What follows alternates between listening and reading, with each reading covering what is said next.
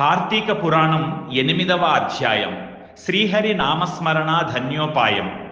వశిష్ఠుడు చెప్పినదంతా విని, మహానుభావ, తమరు చెప్పిన ధర్మములన్నింటినీ శ్రద్ధగా వింటిని. అందు ధర్మము బహుసూక్ష్మమనియు పుణ్యము సులభంగా కలుగుననియు అది నదీ స్నానము, దీపదానము, ఫలదానము, అన్నదానము, వస్త్రదానము వలన కలుగుననియు చెప్పితిరి. ఇట్టి స్వల్ప ధర్మముల చేతనే మోక్షము లభించుచుండగా వేదోక్తముగా యజ్ఞ యాగాదులు చేసిన గాని పాపములు పోవని మీ వంటి మునిశ్రేష్ఠులు చెప్పుచుందురు గదా.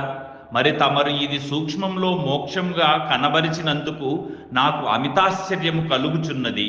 దుర్మార్గులు కొందరు సదాచారములను పాటించక వర్ణ సంకరులై రౌరవాది నరక హేతువులకు మహాపాపములు చేయువారు ఇంత తేలికగా మోక్షం పొందుట వజ్రపు కొండను గోటితో పెకలించుట వంటిది.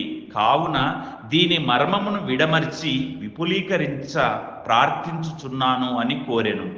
అంతట వశిష్ఠుల వారు చిరునవ్వు నవ్వి, జనక మహారాజా, నీవు వేసిన ప్రశ్న సహేతుకమైనదే. నేను వేదాంగములను కూడా పఠించి తిని, వానిలో కూడా సూక్ష్మ మార్గములున్నవి. అవి ఏవనగా సాత్విక, రాజస, తామసములు అని ధర్మములు 3 రకములుగా. సాత్వికమనగా దేశకాల పాత్రలు 3ను సమకూడిన సమయమున సత్వమను గుణము జనించి ఫలమంతయును పరమేశ్వర అర్పితము కావించి మనోవాక్కాయ కర్మలచే నొనర్చిన ధర్మము అధర్మమందు ఎంతటా ఆధిక్యత కలదు. సాత్విక ధర్మము సమస్త పాపములను నాశనమునర్చి పవిత్రులను చేసి దేవలోక భూలోక సుఖములు చేకూర్చును. ఉదాహరణముగా తామ్రవర్ణ నదీ సముద్రమున కలియు తావునందు సాత్వికర్తలో ముత్యపు చిప్పలో వర్ష బిందువు పడి ధగధగా మెరిసి ముత్యమగు విధానముగా సాత్వికత వహించి సాత్విక ధర్మమాచరించుచు గంగా, యమున, గోదావరి, కృష్ణా నదుల పుష్కరాలు మొదలగు పుణ్యకాలముల యందు దేవాలయముల యందు వేదములు పఠించి సదాచారుడై కుటుంబీకుడైన బ్రాహ్మణునకు ఎంత స్వల్ప దానము చేసినను లేక ఆ నదీ తీరమందున్న దేవాలయంలో జప తపాదులొనరించినను విశేష ఫలమును పొందగలరు. రాజస ధర్మం అనగా ఫలాపేక్ష కలిగి శాస్త్రోక్త విధులను విడిచి చేసిన ధర్మము. ఆ ధర్మము పునర్జన్మ హేతువై కష్ట సుఖాలు కలిగించిన దగును.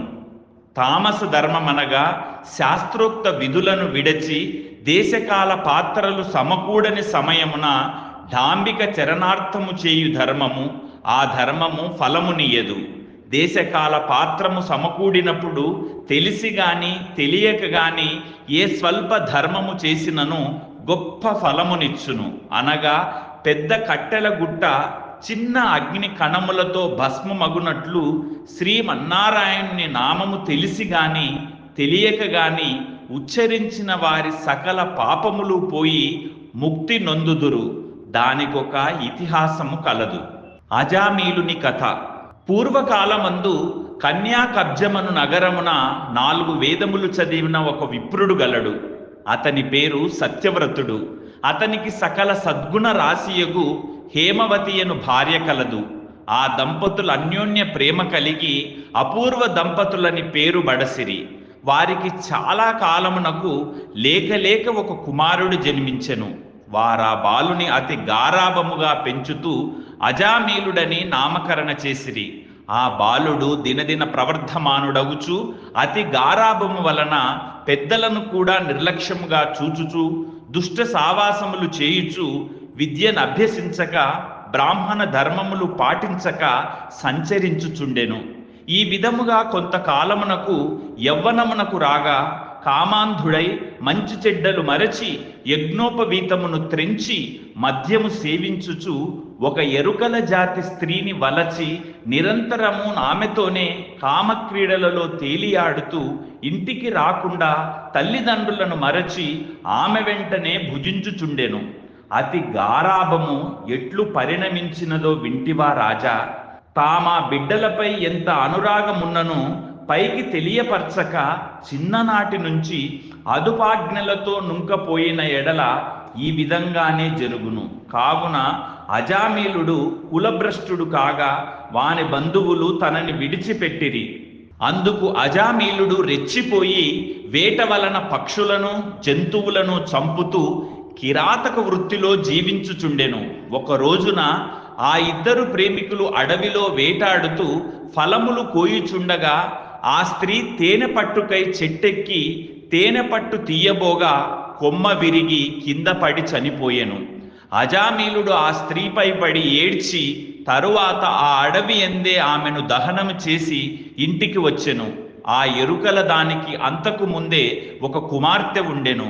కొంతకాలమునకు ఆ బాలికను యుక్త వయసు రాగా కామాంధకారంచే కన్ను మిన్నుగానక అజామీలుడు ఆ బాలికను కూడా చేపట్టి ఆమెతో కూడా కామ క్రీడలలో తేలియాడుచుండెను. వారికి 2 కొడుకులు కూడా కలిగిరి. 2 పురిటిలోనే చచ్చిరి. మరులా ఆమె గర్భము ధరించి ఒక కుమారుని కనెను.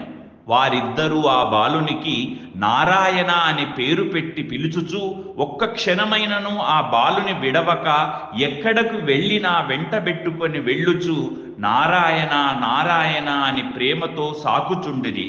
కానీ నారాయణని స్మరించిన ఎడల తమ పాపములు నశించి మోక్షము పొందవచ్చునని మాత్రం అతనికి తెలియకుండెను. ఇట్లు కొంతకాలము జరిగిన తర్వాత అజామీలునకు శరీర పటుత్వము తగ్గి రోగగ్రస్తుడై మంచము పట్టి చావుకు సిద్ధపడి ఉండెను.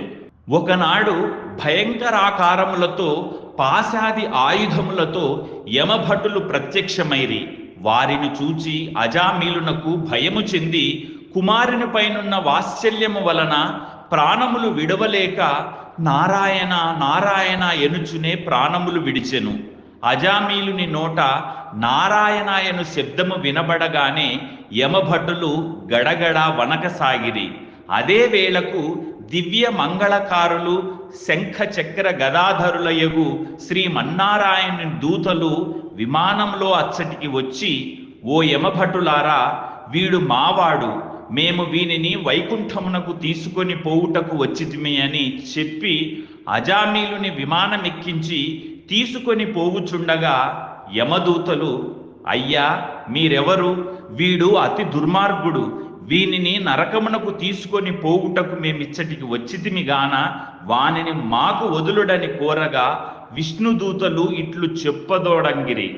ఇట్లు స్కాంద పురాణాంతర్గత వశిష్ఠ ప్రోక్త కార్తీక మహత్యమందలి 8వ అధ్యాయము 8వ రోజు పారాయణము సమాప్తం. Hi, this is Shiva Reddy, Tollywood movie and mimicry artist. ATV Health, ATV Devotional and ATV News.